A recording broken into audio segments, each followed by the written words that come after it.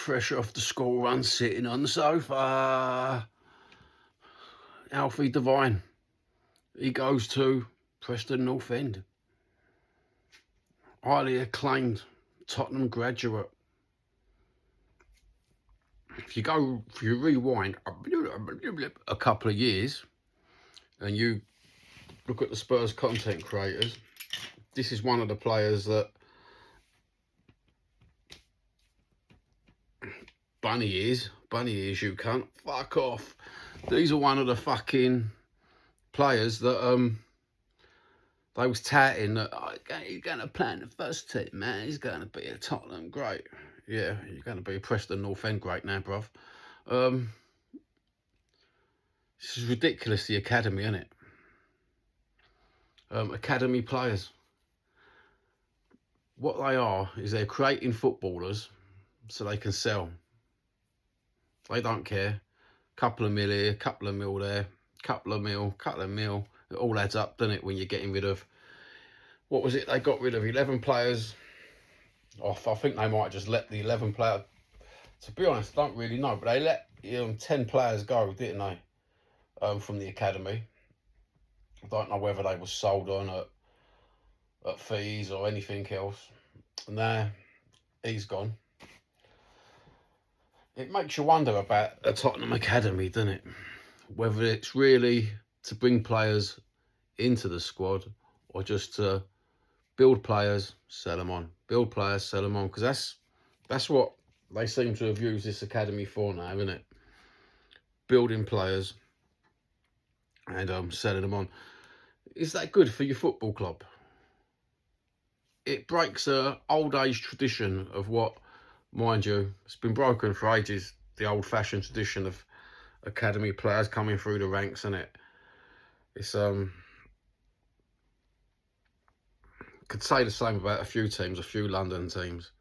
West Ham, Tottenham.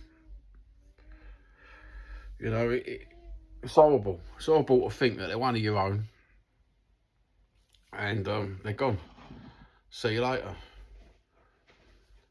Preston North End, eh? That's a fucking comeuppance, isn't it? That'd be is it a come down? But at least he gets first team football, I suppose. So for someone who loves football, for a younger guy like a young bloke who loves football, he could become something. And then Tottenham will have to, what, we've got a buyback clause on that. On that transfer, I doubt it. It's just get rid of it. Get rid. It's a new era. It's a reset. I'm not sure that I like the new Tottenham. I said to my missus, if they start buying these young strikers that ain't proved themselves in the league, or they've only had half a good time and it's their first time and they're paying all this cash, then you know something's wrong with the purchase power, the development of Tottenham.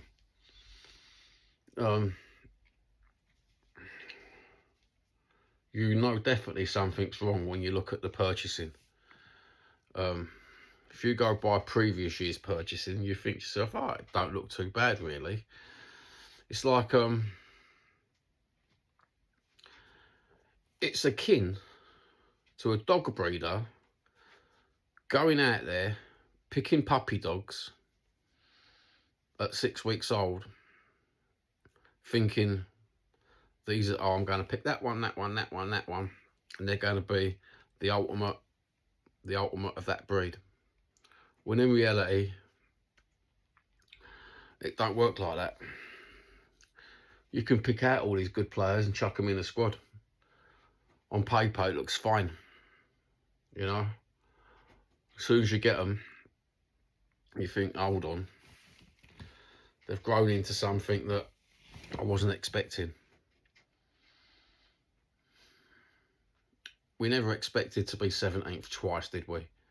With what was on paper. Okay, we had injuries, but what was on paper, even with the injuries, the paper looked quite good. The stats didn't look too bad.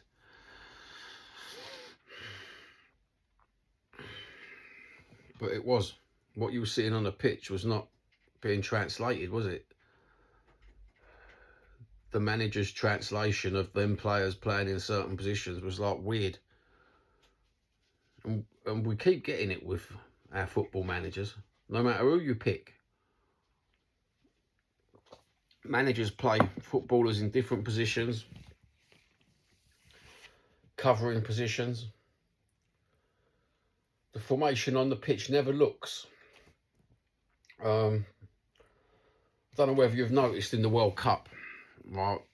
So we transition from Premiership to World Cup. Just look at the strategies of the back lines, the midfields from international teams.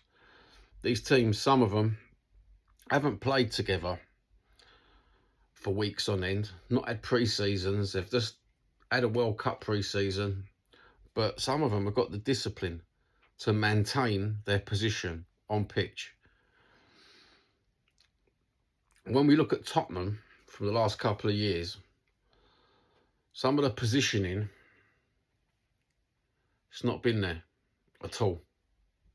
The discipline of some of the players just haven't been there. Some players seem to think in their head they've got freedom to get forward because they think they can rely on their speed to get back.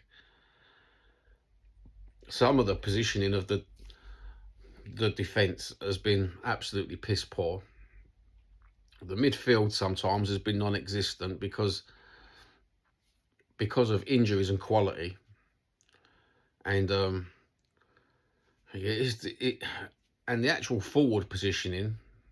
So you're relying on the midfield to bring the ball up, or centre backs to make a good pass to bring the ball up.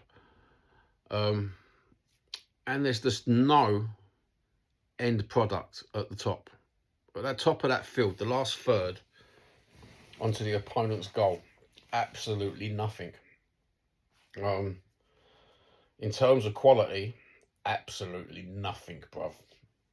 There's nothing you can be proud of. When you get a normal goal, everyone celebrates it like a tremendous ejaculation of substantial amounts, and it's just not. I can't foresee this Tottenham team to give you a Mystic Meg prediction, but I just hope the discipline's better than previous years. So we'll talk about because we can talk about the past. That's happened. That's factual. We can talk about that. That's absolutely it's been ridiculous. And I don't know how, with some of the experience and quality, perhaps this is why you've got players like Romero, Van der Ven lacking, because they're looking around them and they think, all right, they're not the best of disciplined players, but they sort of hold position, right? Sort of hold position. But you see the pressing back and the pressing forward and the pressing. Some of them, they run 6 foot up to the fucking footballer, and you know damn well that they're ultra fit. They could get that ball. They could press a lot more harder. And they just press, hold back, press, hold back. And it's like that footballer who's got the ball for the opponent's team knows you're not going to come to him because you're too scared, because you're underconfident. You don't think you're going to get the ball. At the same time, you're thinking that other footballers could just have the edge, could just have the quickness over yourself. And this is why they're not going in for the hard press. Richarlison, give him his due, no end product, but the hard press, he does go in half the time. He knows he can get there. That's confidence. It's just a shame he ain't got a confidence the other way. Permanent Brazilian confidence. We'll talk. It's like old school Brazilian. I'm talking old school Brazilian confidence. Don't matter where you are in that box, you find a way of getting it in or taking a shot and getting it on target. He seems to have lost it. We can't really talk about Solanke, can we? He's just, a lot of people dislike him because if he scored a goal every other game, people wouldn't dislike him. But it's just he's been injured. He's not maintained the quality of previous seasons or previous football clubs that he was at. We've got him, and he's hit or miss. Probably a lovely guy, probably an absolute diamond of a character in the dressing room. Lovely, well-mannered guy, but do you know what? I want that out-and-out striker like everyone wants, that out-and-out striker who's just ruthless. You know, someone who's got the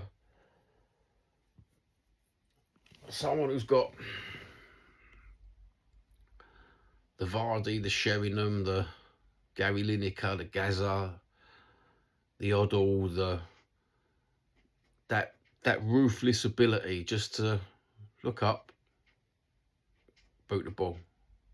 Oh, just happened to go in the back of the net. You know that? The Kane. The absolute... Mind you, even Kane used to knock it up sometimes, didn't he? But he was a great striker. Great striker. What great strikers? Mbappe. That's what we need. A sort of similar style to that, where someone is just strong, sturdy, the right eye, can play with both feet, get straight in the box and just get there. And that brings you on to the World Cup, talking about Mbappe. We've got Spain versus France, England versus Argentina.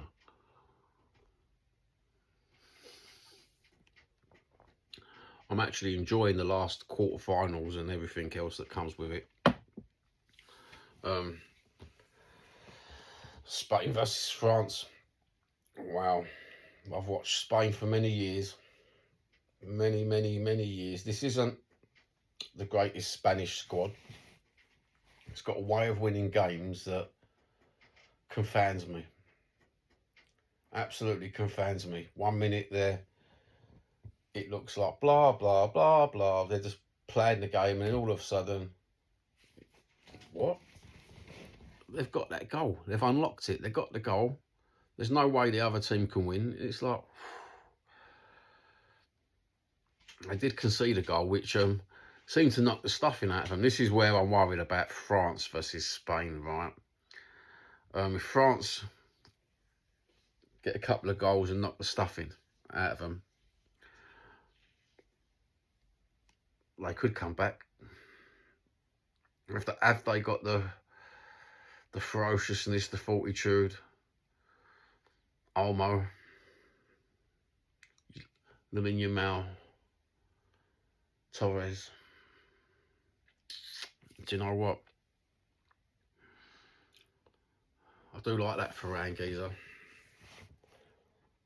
Lamine Yamal, he's been a bit running cold, i.e. he's been trying to take on players, they've been getting in the way, they seem to know what he's going to do next, and he's only young, so young. When they keep playing that right-hand side ball to him, you know, the whole world is hoping for a bit of magic, aren't they? They're hoping to see that double nutmeg, bring it back, straight on the foot, bosh in the back of the goal. It's not really happened for him.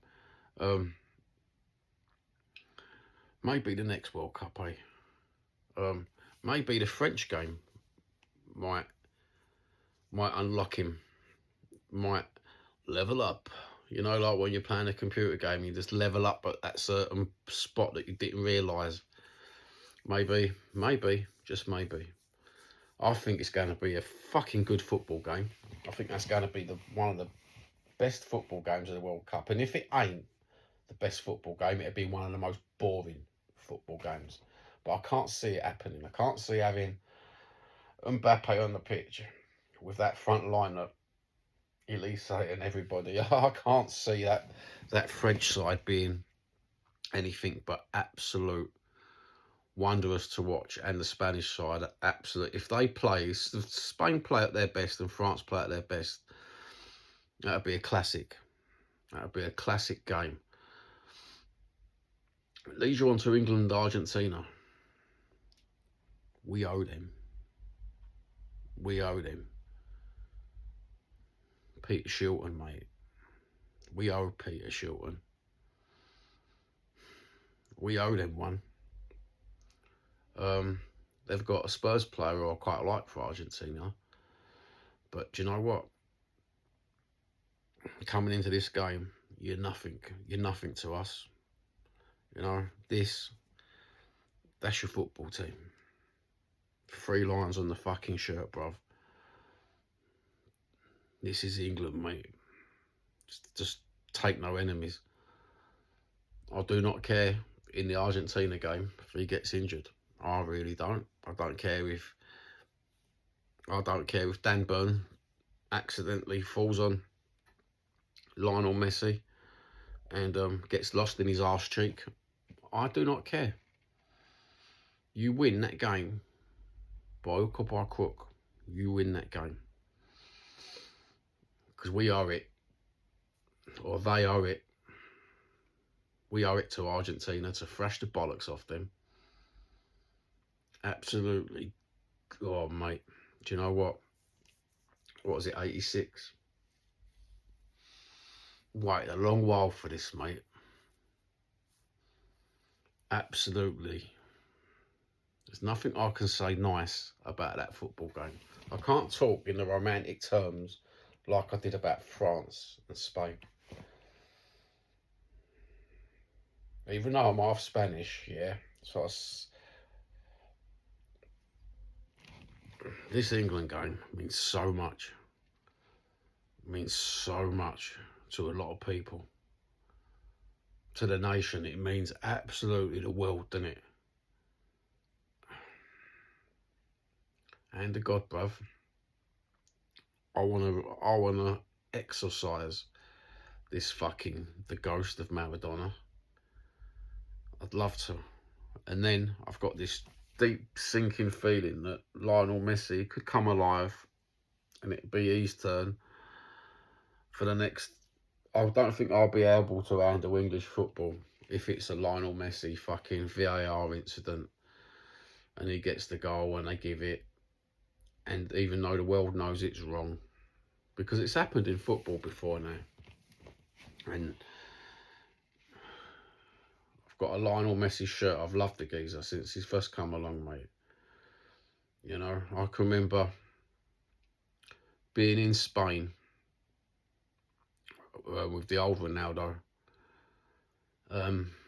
thinking to myself, on every lighter, on every t-shirt, on every back of everyone's shirt, right? And then Lionel Messi come along, and it was Messi on the back of Barcelona shirts everywhere, wasn't it?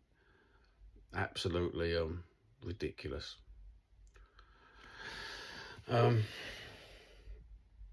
It's not ridiculous. He was the greatest of all time. There's no doubts in that. You can have your arguments and debate till the cows come home, but Lionel Messi, just natural born. Does he have to train? Not as much as anybody else. And he's always been like that. Just a natural born wonder of the world. You know? One of those God-given gifts. And I just hope that God takes it away for that game and gives it, mind you, we've got Bellingham, bruv. Bellingham's got the weight of the nation on his shoulders, along with Harry Kane, along with all them players. O'Reilly, Pickford, you have the game of your life, son. Don't care about the final at the minute. You have the game of your life against Argentina. Knee first, right against Messi's head, right against Romero's nut, mate. Don't give them monkeys. And yeah, I think I better stop the video there because it's going to get hooliganised, isn't it? You know what I'm saying though? It's been exciting. Been so exciting. Looking forward to these games with so much excitement. It's unbelievable. I've got finger in both pots at the minute, which is lovely. It's all right for some, isn't it? But it's not until you get the outcome. One's got to face the other.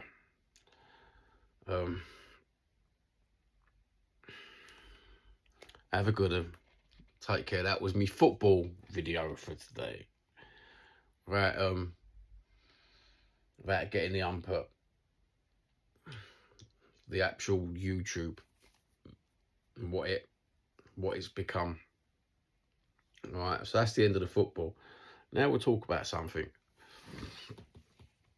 The algorithm of YouTube.